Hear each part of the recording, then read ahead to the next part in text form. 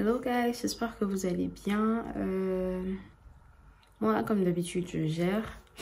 Je sais que la vidéo d'aujourd'hui va paraître super bizarre parce que déjà, c'est la nuit. Ça se fait dans la nuit. Et puis après, ouais, l'inspiration va venir au fur et à mesure. Disons, ça sera comme d'habitude en fait. Aujourd'hui, je me suis rendu compte d'une chose, c'est à quel point on peut devenir toxique pour soi-même après une rupture ou plusieurs ruptures ou je ne sais pas, bref. Et on le cœur brisé en fait. À quel point on peut devenir toxique pour soi-même quand on a eu le cœur brisé. Et ça peut paraître bizarre d'en parler comme ça parce que ça fait super longtemps que j'ai pas été en couple. Du coup, je pourrais pas vraiment dire que j'ai eu le cœur brisé récemment et autres. Mais j'ai juste réalisé en fait que facilement, sans qu'on s'en rende compte, les séquelles restent. Et facilement, ces séquelles-là nous transforment, mais radicalement. Alors, je sais pas si vous vous rendez compte ou alors si certains vont se retrouver, mais avoir le cœur brisé te pousse à avoir l'impression que tu n'es rien. C'est-à-dire que quand on a le cœur brisé, il n'y a pas une seule fois où on se dit que peut-être c'est l'autre qui perd ou alors peut-être l'autre a un problème ou je ne sais pas. Direct, tout ce qui nous vient en tête et cependant longtemps, c'est que c'est nous le problème. Et ça devient compliqué de faire confiance encore après. Confiance aux gens, mais surtout confiance à soi-même parce qu'on a l'impression d'être une mauvaise graine. C'est un peu comme si on nous a repoussés, comme si on nous a rejetés parce qu'on était de mauvaises personnes, parce qu'on était toxiques, parce qu'on n'était pas bien. Et ça nous fait entrer dans un cercle vraiment vicieux, un cercle limite infernal parce que chaque fois on se dit « Ok, j'ai été une mauvaise personne, c'est pour ça qu'on m'a repoussée. Je ne peux pas me remettre avec quelqu'un d'autre parce que ça va se passer de la même façon. Je vais m'ouvrir et après je vais devenir toxique et la personne va me laisser tomber. » Loin de moi l'idée de vouloir dire qu'on n'est pas forcément, genre le problème ne vient pas forcément de nous. Souvent, si c'est possible, mais je pense qu'avoir le cœur brisé nous pousse à penser que c'est toujours le cas. Que c'est toujours nous le problème. J'en suis arrivée à un point où je fais du self-shading, du self-sabotage. Direct, dès que quelqu'un s'approche de moi, je commence à étaler tous mes points négatifs. Je commence à dire à la personne, non, tu ne devrais pas parce que je ne suis pas quelqu'un de recommandable. Je dis tellement de choses négatives sur moi, tellement de choses mauvaises sur moi. Au point où tu pourrais même te demander, mais attends, est-ce que c'est vraiment toi qui parles de toi comme ça? C'est bizarre. Mais je le fais spontanément, automatiquement. C'est même pas calculé, c'est même pas genre je me dis ok c'est ce que je vais faire. Je le fais de façon mais vraiment naturelle. Et à un moment donné c'est devenu un problème parce que comme je disais ça sort tout facilement et les gens eux ils ne comprennent pas forcément que ça vient d'un mal-être interne mais direct ils se disent ok.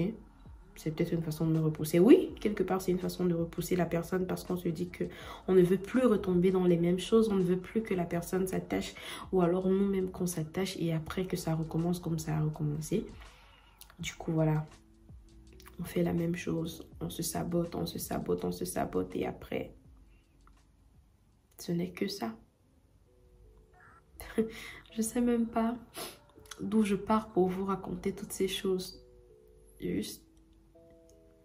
C'est compliqué de se dire à un moment donné que on est fan d'amour parce que moi je suis super fan d'amour mais j'ai l'impression littéralement que ce n'est que pour l'extérieur, genre j'aime voir les gens amoureux, j'aime savoir que les gens sont amoureux, j'aime voir des trucs sur les amoureux et autres mais je n'y crois pas pour moi-même, vous voyez. Je n'y crois pas pour moi-même parce que voilà, je me dis que c'est peut-être pas fait pour moi, que je suis pas assez bien pour ça. Et j'ai atteint le niveau où j'ai l'impression que dès que quelqu'un me plaît, Dès que quelqu'un me plaît, littéralement, je commence à dégoûter la personne. C'est-à-dire que je peux juste ne pas. C'est-à-dire que quelqu'un peut venir vers moi, pas forcément avec des intentions de faire quoi que ce soit. Mais dès le moment où moi, je commence à me dire, mais cette personne-ci, ça peut être quelqu'un de... Forcément que je ne réagis pas comme si c'est ce que j'ai pensé, mais je me dis juste ça le temps d'une seconde et plouf, je dégoûte la personne. La personne devient bizarre, la personne s'éloigne, la personne devient... J'en arrive à un point où je me dis que je ne peux pas plaire. Ouais. Et j'en parle même souvent avec des amis parce que je me dis souvent...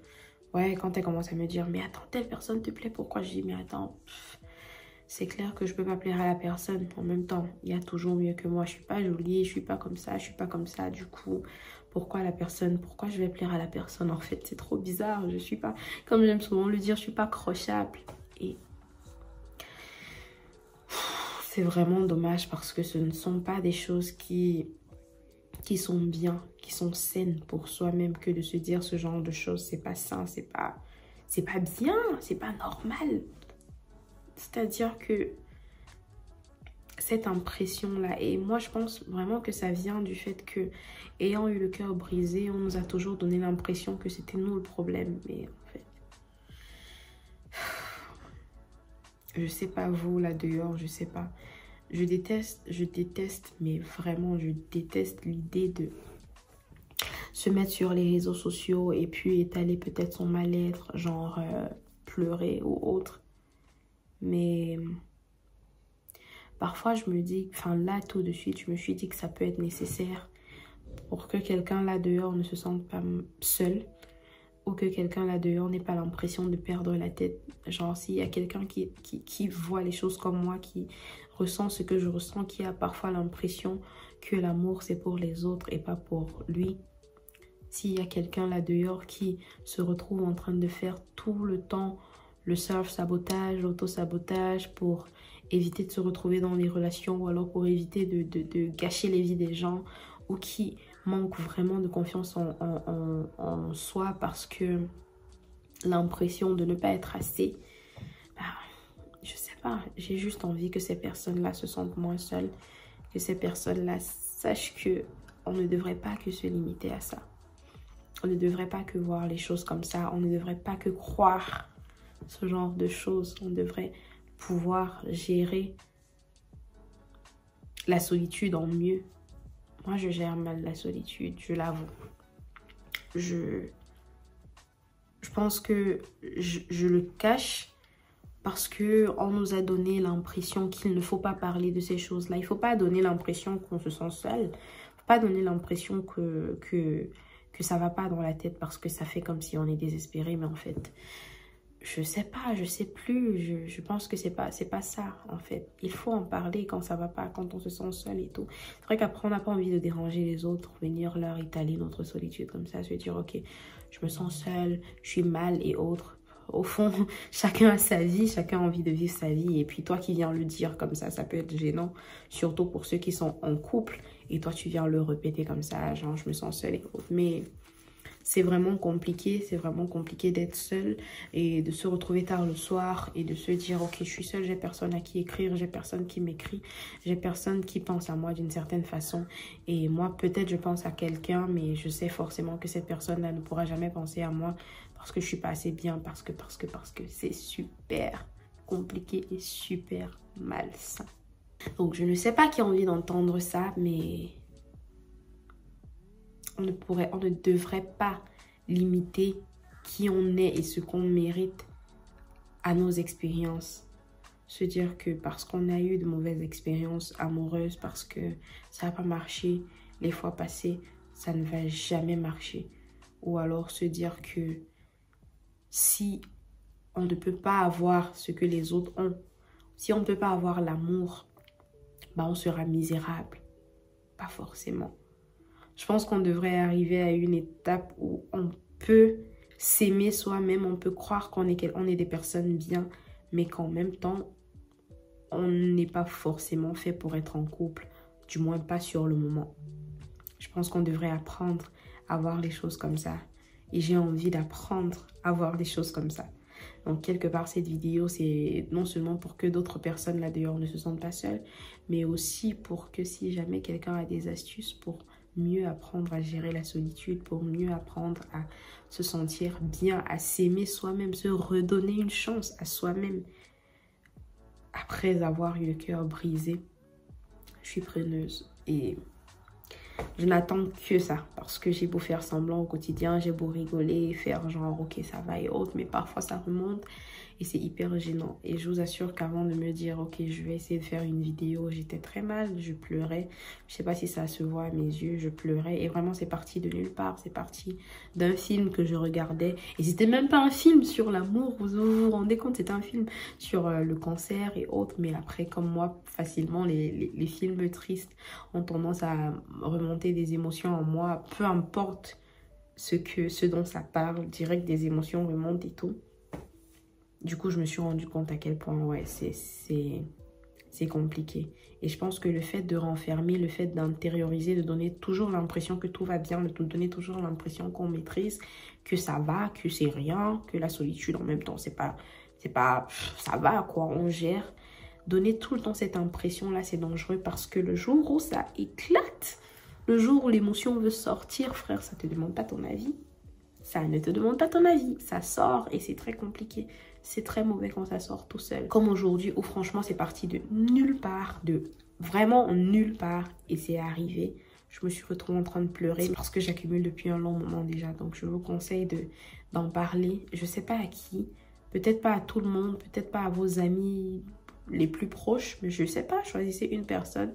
Parlez-en. Pas forcément pour qu'on vous comprenne, mais pour que ça sorte, pour que les gens sachent et apprenons à nous donner de l'amour, mais vraiment, apprenons à travailler sur ce qu'on pense de nous-mêmes après nos relations. Arrêtons de croire que ça ne venait que de nous. Donc, il faut qu'on apprenne ça, il faut que moi j'apprenne ça. Du coup, comme je vous disais, si vous avez des astuces, donnez-les-moi, mais j'aimerais vraiment changer ce côté-là, vraiment changer mon côté sabotage automatique, mon côté pensée négative qui me donne l'impression de ne pas mériter de l'amour, mon côté sabotage instantané qui repousse tout le monde autour de moi, qui me donne l'impression que... Surtout, c'est pire, je sais pas vous, mais c'est pire quand tu vois des gens qui franchement ne te plaisent pas, qui viennent vers toi. Pardonnez-moi de le dire comme ça, mais je pense qu'on est quand même... On a quand même des choses qui nous plaisent et autres.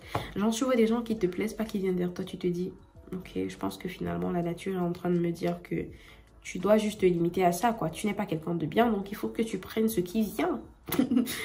C'est tellement bizarre et ça t'énerve encore plus ou alors ça te tue encore plus le moral quand tu te dis j'aimerais tellement que quelqu'un qui me plaît vienne vers moi. Qu'est-ce que j'ai? Qu'est-ce qui ne va pas? Pourquoi je suis comme ça? Ok, je suis pas jolie, mais quand même je pense être quelqu'un de bien. Bah, tu te dis tout ça et c'est très nocif pour ton mental et pour... ce que tu dégages au quotidien. Mais après, on réussit souvent à faire semblant, à sourire, à maîtriser, à gérer et autres. Et c'est pas mal non plus parce qu'en même temps, il ne faut pas paraître désespéré. Mais je pense qu'il est important de partager quelquefois. Il est très important de partager quelquefois. Alors toi qui es là dehors, qui te sens seul, qui a l'impression de ne pas mériter l'amour, mais pourtant qui aime l'amour, qui est toujours heureux quand les autres sont en couple, sont amoureux et autres, mais qui préfère regarder de l'extérieur pensant que c'est pas pour lui ou pour elle. Je te souhaite de trouver l'amour, je te souhaite de trouver ta voie et je te souhaite surtout d'apprendre à t'aimer un peu plus et à te considérer un peu plus comme quelqu'un de bien, comme quelqu'un de méritant plutôt que quelqu'un qui ne mérite pas ces choses-là ou quelqu'un qui ne pourrait pas être bien géré une relation parce que juste parce qu'on a eu le cœur brisé ou juste parce que les autres relations n'ont pas marché. J'espère vraiment que le fait d'avoir partagé comme ça va faire que quelqu'un se sente moins seul dehors.